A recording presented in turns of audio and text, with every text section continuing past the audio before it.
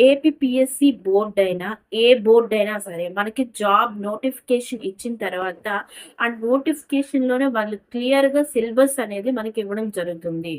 ఆ సిలబస్‌తో పాటు ఏం చదవాలి, ఏంటేంటి చేయాలి, ఏంటి మన నుంచి మన ఆ బోర్డ్ అనేది ఏంటి తీసుకోవాలనుకుంటుంది. ఇవన్నీ కూడా మనకి నోటిఫికేషన్‌లోనే క్లియర్‌గా ఉంటాయి.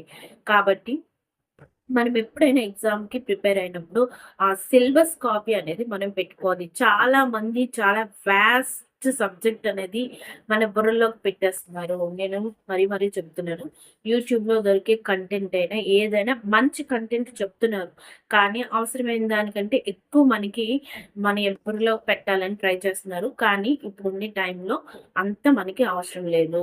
సిలబస్ పేపర్ పక్కన పెట్టుకొని వర్డ్ టు వర్డ్ మనం ఒక మినీ నోట్స్‌లా ప్రిపేర్ చేసుకుంటే మనకి ఏ కోచింగ్ కూడా అవసరం లేదు.